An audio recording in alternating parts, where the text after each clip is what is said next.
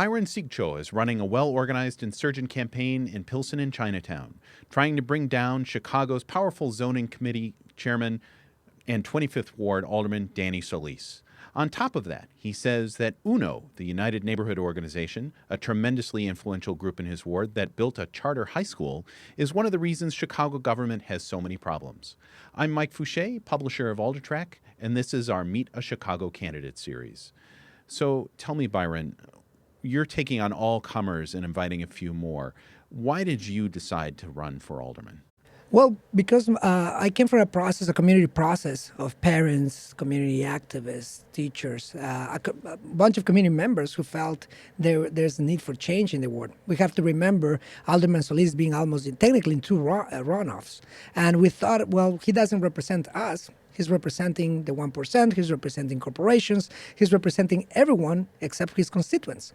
So he represents developers, a lot of money, a lot of clout. But what about us as constituents, as teachers, as students, as parents? How about us? We just get the bill, we just get the lack of services.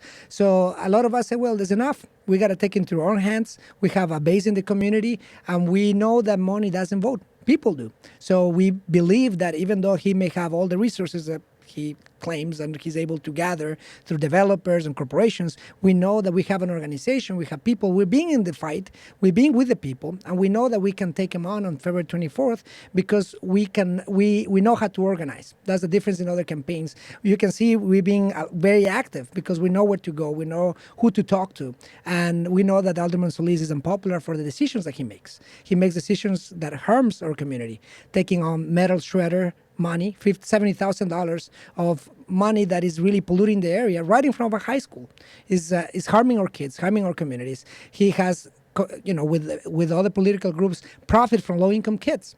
He is destroying a community that's very strong, a very iconic Latino community.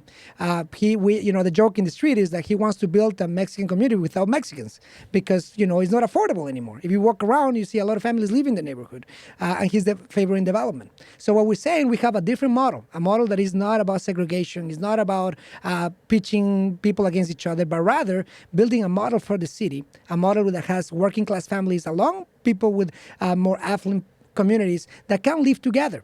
But we cannot live together if we don't have the conditions. If we continuously favoring development, that pay-to-play that Danny Solis has used for so long is harming us, and we said is enough.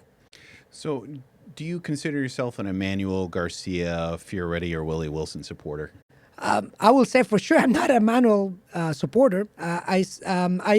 In this race, personally, I like to see Chuy Garcia as a Latino candidate being a runoff. I think that Alderman Fioretti is a great candidate. I think that he's been on the issues.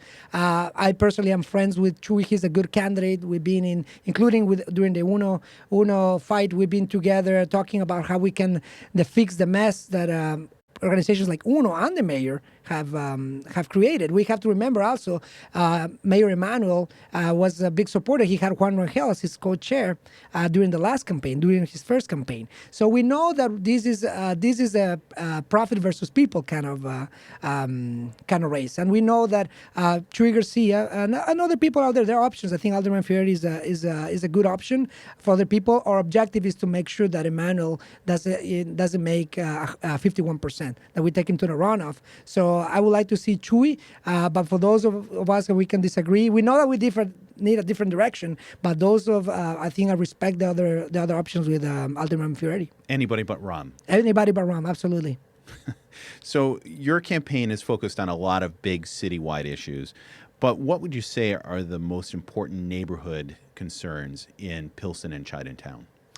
I think one of the key issues that we see, and I think across the city, is schools. I mean, we talk about parents and the grade that they have given the mayor, and pretty much a lot of Robert Stem aldermen is you have failed to create good neighborhood schools. I mean, we have gotten charter schools that now have criminal records. We have really experiment as much as we can with no results. So providing good public education for our kids is a priority. Also, youth programs. We see the violence in our neighborhoods. It's still in the 25th Ward, even though it's a diverse community. On the west side of Pilsen, even in Chinatown, even in the Loop, we see the safety still a concern. But we can address safety only we address the issue in our schools. We need programs. We need youth programs. We need summer jobs that we know, based on research, that are helping our youth to have opportunities and prevent the violence in the first place. So we know the violence is an issue, education is an issue, but jobs. We also need jobs. I mean, the city is borrowing. It keeps adding more fees, like red light cameras, property taxes that are expected to raise. But we really not see how is this how we creating more jobs, how we educating our communities. So we see that what was going to change things around is not make sure that Chicago is a tourist city. It's great to have tourists, but when we alienate our own residents that cannot even use a lot of the amenities, we have a problem. We are creating a bubble. Downtown is funneled tons of resources disinvesting from our neighborhoods. TIF money, in particular, is a big problem. When you have TIF money that was collected and it was that was supposed to use to help blighted neighborhood, as they call them, now those same money has created blighted neighborhoods.